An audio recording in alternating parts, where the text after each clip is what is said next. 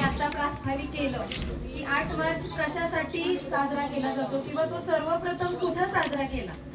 कालपासून आमच्या शाळेची फार धांदल उडाली मॅडम।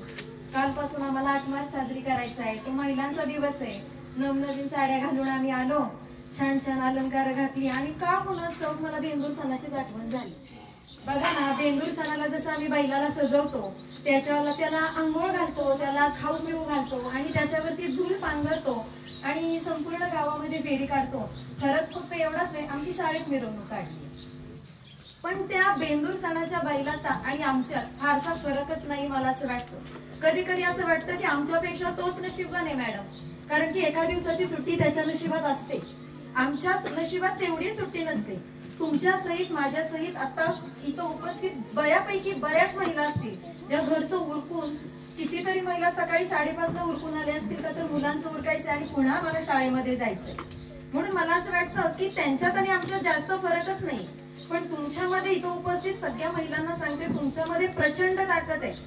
या संपूर्ण विश्वाला, या संपूर्ण पृथ्वीला आकार देण्याची ताकद तुमच्यात आहे। फक्त त्याची जाणीव, त्या अस्तित्वाची जाणीव तुम्हाला होणं गरजेचं आहे। या 21व्या शतकामध्ये पदार्पण केलं असताना सुद्धा आम्हाला महिला सबलीकरण किंवा महिलांची अबला नाहीये अशा विविध विषयांवरती आम्हाला व्याख्यानं मॅडम करावी लागतात ना, हीच फार मोठी दुर्दैवाची गोष्ट आहे। आम्ही खूप म्हणतो की आम्ही महिलांना 50% आरक्षण दिलं, पण आताच्या काळामध्ये असं वाटतंय की आम्हाला आरक्षणाची गरज नाही, तर आम्हाला संरक्षणाची गरज आहे। कारण की शाळेत, दवाखान्यात सुद्धा मॅडम आपली मध्यंतरीची आपण केस पाहिली असेल, दवाखान्यात, मंदिरात सुद्धा आमच्या महिला सुरक्षित नाहीयेत आणि घरात तर नाहीत। असं पहिलं असायचं की हुंडाबळी प्रचंड घेतल्या जायच्या, परंतु अलीकडच्या काळामध्ये हुंडाबळी घेतले जात नाही, त्यांना मानसिक त्रास दिला जातो, एका कोपऱ्यामध्ये बसवलं जातं आणि कोणीही बोलायचं नाही किंवा असा मानसिक प्रकारे त्यांना त्रास दिला जातो। आजकालच्या हुंडाबळी कमी झाल्यात।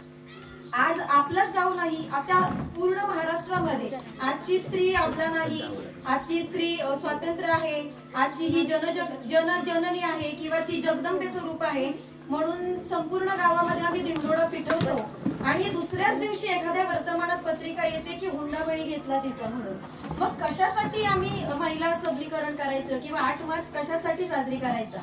पण तुम्हाला अस्तित्वाची जाणीव करून देणार आहे की तुमच्यामध्ये प्रचंड ताकद आहे। घरातलं आपल्याकडे असं म्हटलं जातं मॅडम की आपल्याकडे 4 पुरुषार्थ आहेत, काम, क्रोध, मोक्ष आणि अर्थ। घरातल्या पुरुषाला कुठल्या पुरुषार्थात अडकून ठेवायचं ही घरातली स्त्री ठरवते। तुम्ही जर त्याला म्हटलं ना की बाबा काम कर, तर ते कामच करणार, पण तुमच्या बोलण्याने जर कधी ते चिडलं तर ते क्रोधाकडे पण वळतं। तुम्ही म्हटलं ना बाबा पैसे कमवतं, त्याला दुसरं काही कळतच नाही। तुम्ही माडी म्हणला की ते पळणार, तुम्ही गाडी म्हणला की ते पळणार, तुम्ही साडी म्हणला की ते पळणार आणि तुम्ही मोक्ष म्हटला तर घरातला पुरुष मोक्षाच्या दिशेने निघून जातो। म्हणजे एवढी तुमच्या ताकद आहे की तुम्ही म्हणजे तुमच्या घरातल्या पुरुषाला कुठल्या पुरुषार्थाकडे वळवायचं, कुठल्या पुरुषार्थात अडकवायचं, एवढी ताकद तुमच्यामध्ये। बघा, एकदा कर्मवीर भाऊराव पाटील असे जेवण करत बसले होते सगळ्या पाहुण्यांच्या समोर आणि त्यातल्या एखाद्या पाहुण्याने विचारावं की कर्मवीर भाऊराव पाटील काय करतात? वडिलांनी सांगावं, काही नाही, 3 टाइम गिळतात आणि झोपतात। आता मला सांगा बरं, आता आपल्या जर नवऱ्याचा असा कोणी अपमान केला तर कुठल्या स्त्रीला तो पटणार नाही। जेवण वाढता वाढता त्यांच्या बायकोच्या डोळ्यामध्ये अश्रू आले आणि एक थेंब कर्मवीर भाऊराव पाटलांच्या हातावरती पडला।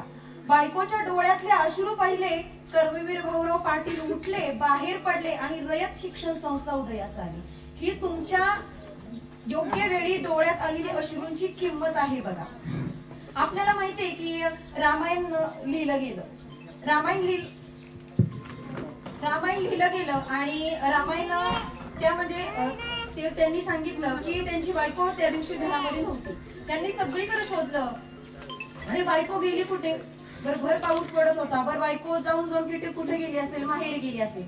त्या काळामध्ये असे काही कार्यक्रम होत नव्हते किंवा बचत गटाच्या मीटिंग वगैरे काही नव्हत्या, मग बायको माहेरी गेली असेल। हे साहेब माहेरी आणायला गेले आणि भर पाऊस पडत होता, पावसात गेले। बायकोने विचारलं, एवढ्या पावसात का आला? त्यांनी सांगितलं की तू घरी नसलीस ना की म्हणलं म्हणे करमत नाही। त्यांनी सांगितलं, एवढं प्रेम करता माझ्यावरती, जेवढं प्रेम माझ्यावरती करता तेवढं प्रेम जर प्रभू रामचंद्रांवरती जर केलं ना तर किती बरं होईल। बायको एक शब्द बोलली आणि त्यांनी रामायण लिहून काढलं। ही तुमच्या शब्दातली ताकद आहे। फक्त ही ताकद तुम्हाला ओळखता आली पाहिजे. ह्या पण न्यूनगंड मनामध्ये पाळून ठेवलाय की आपल्याकडे एक पद्धत आहे बघा मॅडम, आपल्याला म्हटलं जातं की बाईच्या जातीने हे करू नये. की बाईची जात जी कोणी शब्द काढलाय ना ती बाईच मला आजपर्यंत भेटली नाही किंवा ती भेटावी मला एक दिवस कधी. बाईच्या जातीने मोठ्याने हसू नये, बाईच्या जातीने डोक्यावर पदर घ्यावा, बाईच्या जातीने तोडकी कपडे घालू नयेत, बाईच्या जातीने चार चौघात मोठ्याने हसू नये. ह्या गोष्टींमुळे आम्ही मनोमन ठरवून घेतलंय की बाईच्या जातीने असं वागू नये, बाईच्या जातीनं तसं वागू नये. बरं अर्थ कारण एकदा काय झालं, तहसीलदाराची बायको तलाठी साहेबांच्या घरी जेवायला गेली आणि जेवता जेवता त्या तलाठी साहेबांच्या घरापुढची गाडी घोडी बंगला छान होता पाहिला आणि तिने विचारलं, साहेब आपण जेवायला कोणाच्या घरी आलोय? त्यांनी सांगितलं तलाठीच्या घरी जेवायला आलोय. ती म्हटली जेवण सोडा, तुम्ही तलाठी कधी होताय ते सांगा. म्हणजे तिला माहिती नाही तहसीलदार मोठा की तलाठी मोठा, फक्त दारात घोडी गाडी दिसली की आपल्याही नवऱ्याने तसंच करावं. आणि तुम्ही जर म्हटला ना की तुमच्या नवऱ्याने मोक्षाच्या वाटेकडे जावं तर मोक्षाच्या वाटेकडे तोही जाऊ शकतो. एक असा साधू होता, त्यांनी ठरवलं, इतके दिवस साधुत्वच केलं त्यांनी आणि आता ठरवलं की आपण लग्न करायचं. गुरुनी सांगितलं की बाबा लग्न करू नको, 12 भानगडे असतात. नाही म्हटलं आता मन झालंय माझं, मी लग्न करणार. आणि बरं ठीक आहे म्हटलं लग्न कर, पण साधुत्वाचे 2-4 नियम तरी लक्षात ठेव. त्याने विचारलं की काय करायचं? त्यांनी सांगितलं की लग्न कर, फक्त रोज 10 जणांना मार्गदर्शन कर आणि मग जेवायला बस म्हणे. बरं त्यांनी सांगितलं आणि ह्यांनी ठीक आहे म्हटला. रोज काय करायचा, सकाळी उठायचा, 10 लोक शोधून आणायचा, त्यांना मार्गदर्शन करायचा आणि मग जेवायला बसायचा. एक दिवस काय झालं, 9 जणच आले, 10वा आलाच नाही. हा प्रचंड अस्वस्थ ये जाऱ्या मारतोय. अहो बायको म्हणाली, अहो काय झालं, जेवून घ्या. अहो 10वा यायचा राहिलाय. बायको म्हणाली फक्त 10वा येत नाही ना, एक काम करा, स्वतःला मार्गदर्शन करा आणि मग जेवायला बसा. यांनी स्वतःला मार्गदर्शन केलं आणि हा मोक्षाच्या वाटेला निघून गेला. एवढी ताकद तुमच्यात आहे, फक्त ही ओळखण्याची गरज आहे. दुर्दैवाने मॅडम आजच्या घरातल्या पुरुषाला